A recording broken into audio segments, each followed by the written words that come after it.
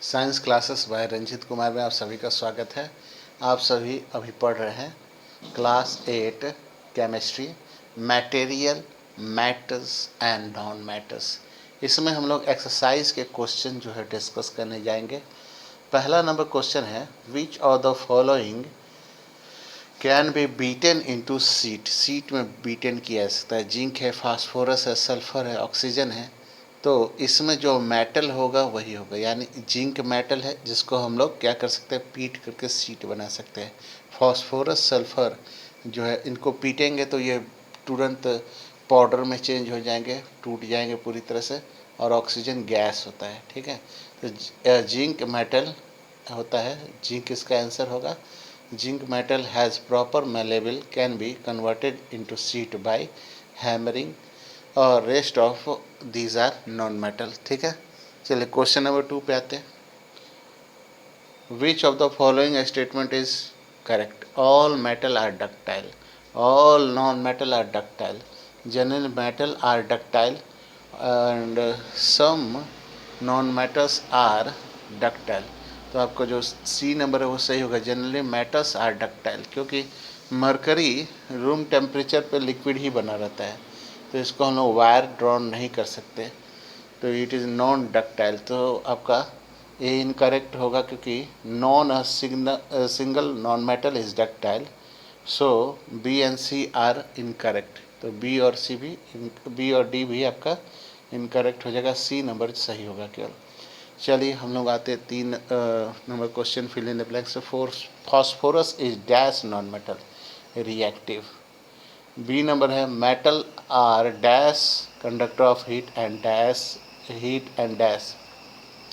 तो मेटल्स हो जाएगा, metals are good conductor of heat and electricity.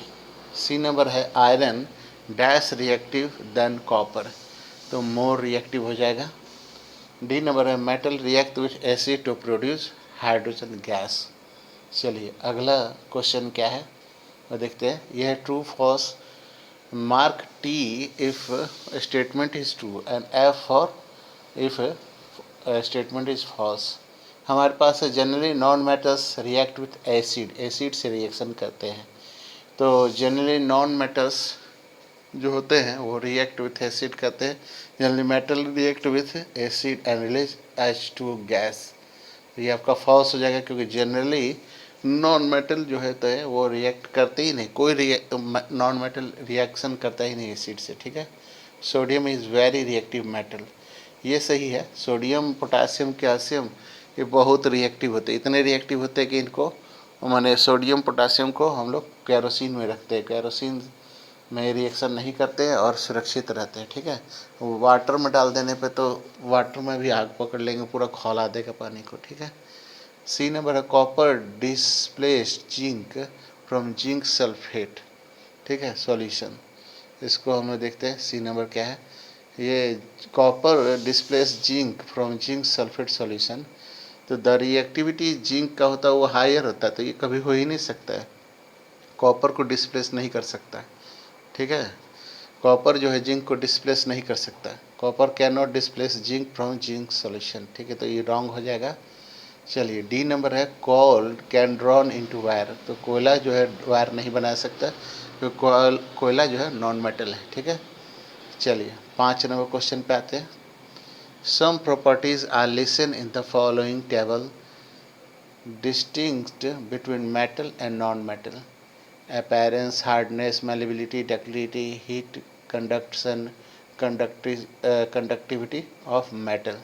तो इसमें हम लोग आते देखते हैं। अपीयरेंस जहाँ तक जानते हैं तो चमक, लस्ट्रस मीन्स होता है चमक, मेटल के अंदर चमक होता है, लेकिन नॉन मेटल डल होते हैं। हार्डनेस में हो गया, मेटल हार्ड होते हैं और नॉन मेटल सॉफ्ट होते हैं। मेलेबिलिटी में मेटल मेलेबल होंगे और नॉन मेटल नॉन मेलेबल होंगे या not malleable. Ductility, metal ductile होंगे और non metal not ductile. Heat conductivity, good conductor और non metal bad conductor. Conduction of electricity, तो ये गुड कंडक्टर होंगे, ये बैड कंडक्टर होंगे। चलिए 6 नंबर क्वेश्चन है, give reason for the following. Aluminium foil are use to wrap food item. ऐसा क्यों है? एल्युमिनियम फॉयल जो होते हैं वो फूड को रैप करने के लिए इसलिए इस्तेमाल करते हैं कि एल्युमिनियम बहुत ही आपका हाईली मेलेबल होता है, इसलिए उसका सीट बन सकता है पीट पत्थर से पीट करके, और वह भोजन से रिएक्शन नहीं करता है, इसलिए एल्युमिनियम का फॉयल इस्तेमाल किया जाता है भोजन को लपेटने के लिए। बी नंबर है immersion rod for heating liquids are made up of metallic substance. तो इमर्सन रॉड जो होता है वो मेटल का इसलिए बनाता है, metal are good conductor of heat and electricity होता है, देयरफॉर इमर्सन रॉड इसीलिए मेटल का बनाया जाता है, ठीक है, मेटालिक सब्सटेंस होता है। Copper can not displace zinc it's solution. तो ये आप जानते ही हैं कि कॉपर जो होता है लेस रिएक्टिव होता है, जिंक हायर रिएक्टिव होता है, इसलिए जिंक के साल्ट से कॉपर जो है जिंक को डिस्प्लेस नहीं कर सकता। D number sodium potassium stored in kerosene. तो अभी मैंने आपको बताया ही sodium potassium are highly reactive than metal, they catch fire easily, so they can store in आपके केरोसिन। क्वेश्चन नंबर 7 है can you store lemon pickle in aluminium utensil, explain. तो aluminium के बर्तन में हम लोग नींबू का अचार नहीं रखते हैं।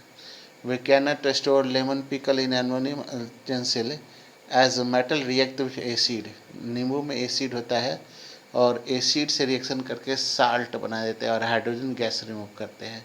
The pickle which is acidic in nature can be exploited. अगर वो अचार एसिडिक हो जाएगा तो बर्बाद हो जाएगा, खाने लायक नहीं रहेगा और माने विषाणु युक्त हो जाएगा और जहरीला बन जाएगा।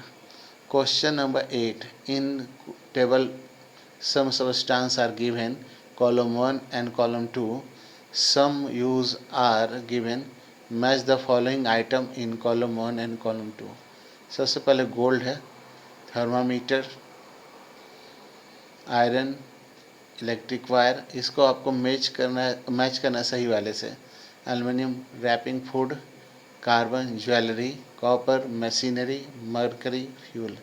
तो चलिए इसका सही कॉलम इस तरह से है, गोल्ड को ज्वेलरी में इस्तेमाल लगा दीजिएगा, आयरन को मशीनरी में, एल्युमिनियम रैपिंग फूड, कार्बन का फ्यूल, कॉपर का इलेक्ट्रिक वायर और मरकरी का thermometer.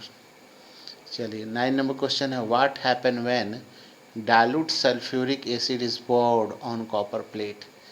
Copper does not react with dilute sulphuric acid when concentration of sulphuric, माने बहुत स्ट्रॉन्ग एसिड लेंगे, वो तेजाब जैसा है, तेजाब लेंगे है ना, कंसंट्रेशन सल्फ्यूरिक एसिड तेजाब होता है, इसको जब कॉपर प्लेट में जाएंगे डालेंगे तो कॉपर रिएक्ट विथ ईट और क्या देगा, सल्फ्यूरिक आपका कॉपर सल्फेट बनाएगा और हाइड्रोजन गैस निकलेगा, ठीक है। तो रिएक्शन इस तरह से होगा, आपका copper plus sulphuric acid concentrated लिया है, ठीक है, और ये बन गया आपका कॉपर सल्फेट और प्लस हाइड्रोजन गैस निकल जाएगा। फिर बी नंबर है iron nail are placed in copper sulphate solution. Copper sulphate solution में जब आयरन नील को डालेंगे तो क्या होगा, तो देखिए the reactivity of iron is more than copper होता है, सो आयरन डिस्प्लेस कर देता है कॉपर सॉल्यूशन से कॉपर को डिस्प्लेस कर देगा। Iron can be displace copper from its salt solution, ठीक है, क्योंकि आयरन जो होता है वो ज़्यादा रिएक्टिव होता है कॉपर से, ठीक है। तो इसलिए आयरन नेल जब डालेंगे कॉपर सल्फेट में तो कॉपर उसमें से क्या होगा, निकल जाएगा। देखिए आयरन नेल डाला गया है कॉपर सल्फेट में, तो देखिए ये हो गया आयरन सल्फेट और यहाँ कॉपर ये देखिए निकल रहा है, ठीक है। चलिए आगे क्वेश्चन हम लोग देखते हैं। आगे क्वेश्चन है question number 10 सोलोनी took a piece of burning charcoal, collect the gas involved in test tube. How will she find the nature of the gas? Write down word equation of all the reaction take place in this process. तो देखिए add some water in test tube, इसके लिए test tube में water इकट्ठा करेंगे, in which gas is collect, जिसमें gas को collect किया जा सकता है। Now cover the test tube, उसको ढक देंगे, सेक इट, इसको मिलाएंगे, test the solution with blue litmus और रेड लिटमस चेक करेंगे, ठीक है। अब blue litmus turns red, red change हो जाएगा, दस नेचर इज एसिडिक। तो जैसे ब्लू चेंज होता है रेड में तो उसको हम लोग बोल देते हैं फट से एसिडिक, ठीक है। यानी गैस जो बना है वो एसिडिक गैस है, ठीक है।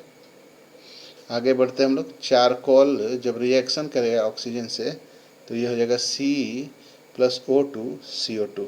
चारकोल के लिए C इस्तेमाल करेंगे, ऑक्सीजन के लिए O2, और क्योंकि बर्न हो रहा है तो ऑक्सीजन बर्न करने में हेल्प करता है, तो और बन जाएगा कार्बन डाइऑक्साइड CO2, ठीक है। चलिए क्वेश्चन नंबर 11 है, one day Rita went to jewellery shop. ध्यान दीजिएगा, ज्वेलरी शॉप में होने वाली बेईमानी को बता रहे हैं, लेकिन कोई पर्सनली भैया बहन या कोई भी बच्चे पर्सनली नहीं लेंगे, उनको मैं पर्सनली नहीं कह रहा हूँ कि कोई ज्वेलरी वाला ऐसा करता है वैसा करता है, ऐसा नहीं कह रहा हूँ। लेकिन जनरली क्या है कि ज्वेलरी के शॉप में ऐसी वारदात होती है, हमें सावधान रहना चाहिए, एज पॉसिबल हमें सजग रहना चाहिए, सतर्क रहना चाहिए। चलिए, वन डे रीता, एक दिन रीता जो है ज्वेलरी शॉप में गई विथ हर मदर, अपनी माँ के साथ। तो गोल्ड स्मिथ ने देखिए क्या किया, her mother give old gold, old gold jewellery दिया, ठीक है, कि भैया जी इसको साफ कर दो, ठीक है, पॉलिश कर दो। Next day when they brought the jewellery back, लेने के लिए आई, they found that there was a slight loss in its weight, उसके वज़न में थोड़ा सा कमी हो गया। Can you suggest a reason for the loss of weight, weight में कमी क्यों हो गया, ठीक है। चलिए जानते हैं। A polish a gold ornament it dipped in acid, जिसका नाम एक्वारेजिया है, एक्वारेजिया नाम के एसिड में उसको डाल दिया जाता है। तो क्या होता है, the outer layer of gold dissolve in acid, तो ऊपर का जो लेयर होता है वो एसिड में घुल जाता है। And the inner shining layer is visible, जो अंदर का शाइनिंग लेयर है वो दिखाई देने लगता है। बिकॉज लॉस ऑफ अपर जो है लेयर के लॉस होने पे ज्वेलरी का, उसका वेट जो है अपने आप रिड्यूस हो जाता है। ये भैया जी की गलती नहीं है, जो गोल्ड वाले भैया जी, एक्वारेजिया ही से कहीं भी साफ़ सफाई का जो काम होता है ज्वेलरी का उसी से किया जाता है। और जब भी साफ़ किया जाएगा तो कुछ सोना जो है वह उसमें से झड़ जाएगा, इससे वज़न जो है कम हो जाता है, ठीक है। चलिए, तो आज के वीडियो को यहीं समाप्त करता हूँ। नेक्स्ट वीडियो हम लोग का होगा, फिजिक्स का पहला चैप्टर होता है आप लोगों का कंबशन एंड फ्लेम, ठीक है।